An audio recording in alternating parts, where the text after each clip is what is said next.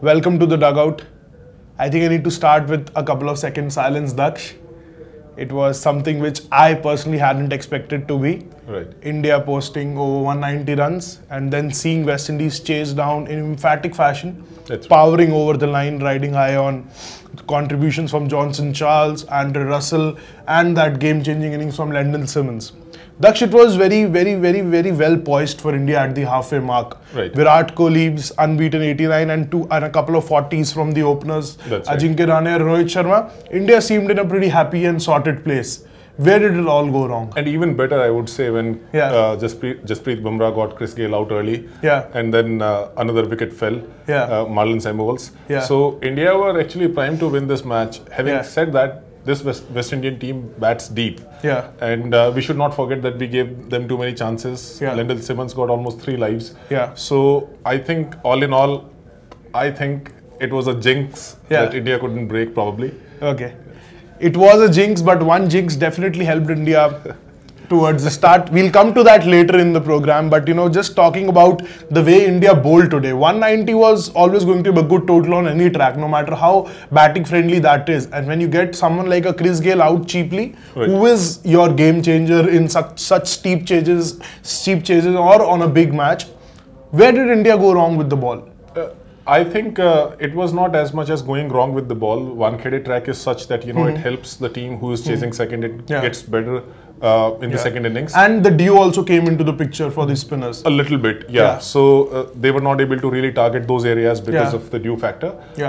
And this West Indian team, as I said, it bats deep all the way down till Carlos Brathwaite. So even when asking rate was going up, West Indian probably knew that they were always in with a chance. Did we miss someone like a Yuvraj today, Daksh? You were very clear and vocal in the fact that we won't miss Yuvraj because Dhoni hasn't really tried him with the spin. But did Dhoni actually miss a bowling option today?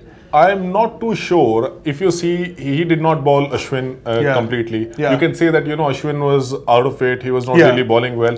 But how do you know that he is not going to come back in his second spell and going to bowl well? Right. So if we are not excising our mainstream options, to assume basically that Yuvraj would have come in and he could have bowled better and he could have got us to that win, I think it's slightly preposterous. Okay. That's just talking about Lendl Simmons. You know, he was drafted in place of Andre Fletcher. Andre Fletcher, we all spoke about in yesterday also. You know, he was there, the power hitter. Lendl Simmons coming into the side. Wankhede, his so-called home ground, he plays for the Mumbai Indians, and he just tore us apart. Indeed.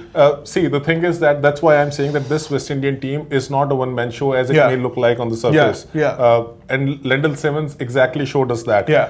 Yes, there were 3 lives, but he made full use of it. And there is this remarkable thing that he made 51 of 82, precisely the score which Virat Kohli made in quarterfinals. Okay, so there is some Virat Kohli connection with the West Indies team too. Just let's come to Virat Kohli now.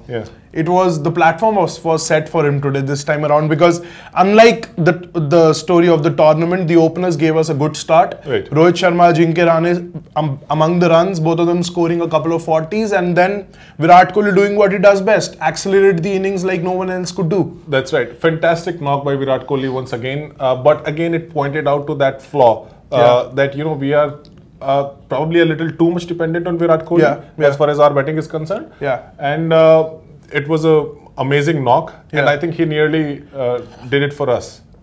Just coming back to Virat Kohli again, he was there with the ball too. He broke that threatening stand. True. It did come late, but then he did give us that wicket today. Right. Apart from Virat Kohli getting that wicket, Jasprit Bumrah was spot on today. He was mixing it up really well, and then Ashish Nehra too bowled a good spell. Was Pandya really the weak link today? Because seamers were expected to come good on the track, and Pandya, like the tournament story has been so far, he has been leaking 10 runs every over consistently now. That's right.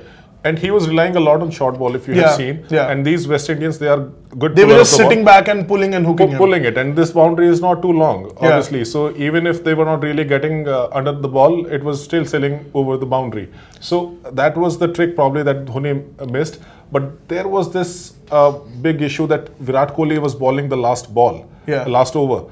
And what was Dhoni thinking, I mean? Rather than having your mainstream bowler ball that last over, why are you throwing it to Virat Kohli? I think therein Dhoni threw the gauntlet.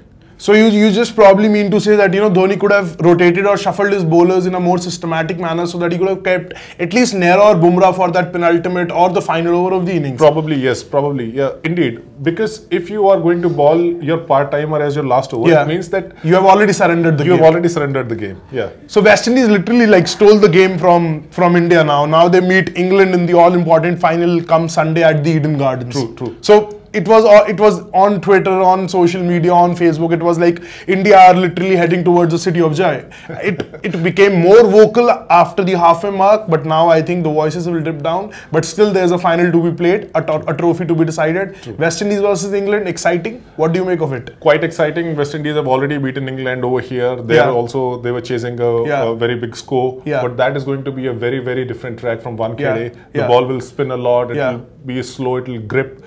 So probably England will have slight advantage in terms of their spinners are good. For example, Moeen Ali and Adil Rashid. But Daksh, do you reckon it's going to be a very exciting contest between both the leg spinners, Badri and Rashid, because that track is going to assist spinners, as we saw during the India-Pakistan game too. True. And Badri bowled very well over here also. So I think yes, it will be a very interesting contest. But again, I mean, with this West Indies team, if they are in this kind of murderous mode, you never know. And Gale is due now after that first game. Indeed, Gale is due. Gale is due. West Indies, England will battle it out in a very important final, the final game of the tournament. We will conclude the tournament on Sunday, but you keep watching The Dugout for more updates from the world of cricket.